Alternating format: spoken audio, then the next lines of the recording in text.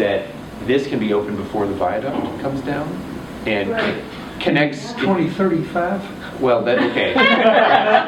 No Bertha jokes. Come on. It's hard not. Anyway, and one of their major arguments is we need to create access to parking, for the waterfront during construction. So we think this is a great way to access people on First Avenue. There's a ton of parking around First Avenue, not a ton, but nights and weekends. The Russell Investments building does have available parking in the evenings and the weekends, so that this would be a great lifeline to help people access the waterfront in the short term. And we are talking with our new mayor, with our city council, about moving this project forward as an early project for the waterfront. So this is something we think could happen I think that would be really advantageous. Get this thing built now. So. Well, you can speak with your elected officials and know what your opinions are. No, seriously, I mean, it's important for people to know that there's support for another the city building. council or who else are you? Well, it's important at this point in the project for folks to hear in City Hall that there's support for a vision like this. Well, excuse me, I'm going to jump it up and down here. I think the gondola probably. We have received from your board and from some of you individual members letters of support for what it is that we're doing, and we appreciate that. So, thank you very much for that. There's traffic issues and the lighting. I think those are the things that we're most concerned about. But I think the overall solution is really a good one. Yeah. Much better than the truss that we saw a year ago. It's a low impact visual solution that takes the congestion at the end of Union out farther and creates this new promontory for views, which is enhanced and greater, and I think it's a really interesting structure myself, which will be quite sculptural and I think really an interesting thing to look at as you move from the waterfront up to Union. And we all like that it's on the Four Seasons side. Yeah. Shock. which makes a lot of sense in many ways. Well, we like it too because we think it's the right place where it wants to be. Yeah. Certainly where the utilities want it to be. Yeah. Excuse me, sir. Are those meant to be gondolas? My eyes are not very good. There is no gondola in this rendering whatsoever, nor any thank gondola God. poles. Those I guarantee that that. black thing?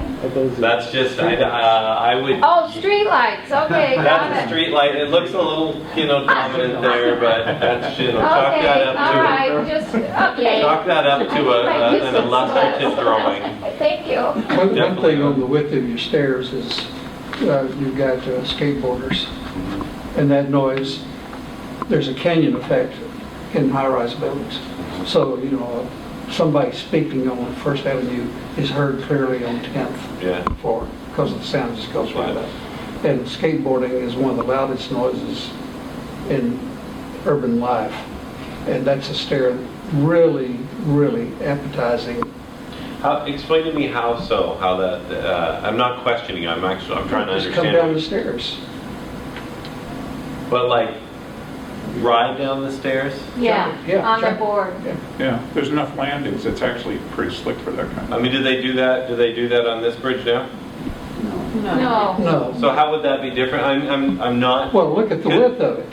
But there's two, I think, 12-foot sets of risers. So how are they going to use that? I'm trying to understand that. I don't really understand your question. They're going to be on their skateboard coming down the steps. There are a Did lot you of ever see things them come down steps? They won't. They'll come down the rails too, but I don't think they will because they're too high. But they'll come down the steps. It'll be noisy. I don't think you can make the steps that wide. I think there's still an 88-inch distance between public stairs for handrails. Well, actually, for grand stairs, you can start to get exceptions. I like the width a lot. We're trying to send a message for folks on the waterfront that this is a safe, easy way to get up as well. So we want it to be generous. I think one of the interesting things, too, that I'll point out, because it's always a surprise reminder for people, is that the face of the storage building is not the limit of that property. So we've actually pushed this all the way out, just a bit beyond the limit of the property line, so it literally will always have some visible presence, no matter what happens with that piece of private property there. So this is not ending at the existing building face, it's actually protruding beyond it. Oh, good. Western. And your wider stairs are down at Western, and they narrow when you move up to the Yeah, next so down one. here we have 16 feet of single stairway, and when we get to the upper, we're providing 2 8-foot stairways, Okay. which we also think works better for kind of the intimidating quality there. When it becomes a longer staircase, you want it to be a little narrower. I think that cross with the mid-landing that you can go back and forth between the stairwells is pretty cool. Yeah. Can we go back to the plan on, Sure. that shows the entrance? Tell me when we get there. Okay. Right. It's kind of an accent. Does Keep that going, work? keep going. Or do you want? Yeah, right there's, Okay. okay. No, the next one up, that's middle. He wants middle. The plan at Union, right Right there. there? Okay. Post Alley. With the new curves that you're showing and that last tree that's being added, This that's a one. real tight turn when you're coming out. Okay. And right now, it's much more, it's got a larger radius than that. Okay. And we need that radius when you have two cars there. Oh, no, we're going to fight for that tree. I'm just kidding. I think that's great input. That's great input. Yeah, that tree Wow. probably should go and have a much wider radius. It's already warped, highly warped. Absolutely. But still, we need that room, because if there's another car coming up and you're trying to come out, it's going to be really tough, and you have people everywhere. Yeah. Fair comment. Too tight. Absolutely. Yeah. I think what you're hearing is we love it, we love the lower union, it's all great, except we really do need to take seriously this just stretch right in here between Western and Coast on the upper union. It needs to be demarcated. Do you, a question, do you mind the fact that it's treated though with a curb cut? So instead of signaling it as a road, I mean, we thought that was a benefit to actually not have people thinking this was a road except for the people who know to use it. So we treat it as a curb cut so that people won't errantly be turning up there, just service. Because I've been up there a lot and seen people turn up and then plus the just standing there when they try to figure out what's going on. I think we would rather have people errantly turning up there than people just standing there in the way, wondering why in the hell you're trying to turn in. Well, and I don't think that it's one or the other. What I'm trying to actually get at though is we felt that both the curb bulb, but also putting a curb cut in here, so you literally feel like, wait, I'm leaving the road now to go up a curb cut like you do when you're going to a parking garage or if you were going into an alley. We thought that was a benefit to this street. I think so. Yeah. That's what I want to get a strong read on. If they think it looks like a plaza, they're going to use it as a plaza, which means it can't be used as a street. Sorry, we're talking about the space between Western and Coast. And I'm actually trying to get a read of. The curb cut's fine, but we're talking about the region between Western and Coast. Absolutely, I hear that, absolutely. To a pedestrian plaza, that's not going to work. What I hear you all saying is that having people feel like they're in a plaza when they turn off a Post Alley and walk toward Western creates confusion when you're trying to drive to access your parking. Is that about right? Us and the garbage trucks. Well, yeah, everybody who has a legitimate use. And I think our team has been also aware of that, but trying to think about for the person who's not familiar and they drive up Western and they try to get to the Post Alley by turning on Union, that this could have a benefit, but I think you're saying maybe this other issue outweighs that. Vastly. Yeah. Okay. That's fair. I've heard that garbage trucks come like every couple hours up to There's a lot Four of trucks, Seasons, a right? lot of truck traffic. Well, they, not only our trucks on Post Alley and the pub, but also for Four Seasons, use the same alley. It's all kinds of delivery. All of the commercial, Food trucks. both directions, has to come and leave on Union. Yeah, they can't. Yeah. access And it's round the clock. Yeah. No, we definitely understand that. And it's also a little unconventional traffic because people routinely drive against the one-way, going up to make deliveries at the Pike Place Brewery or entering our garage. We were going to put metal spikes in the alley. Good, all right. That'll do it. That was a joke. Please understand that was humor. Who's paying for all this? we are. It's the LID that will be coming. Well, but it's more than that. Do you want to address that, Marshall? Yeah, I mean, there's a mix of funding.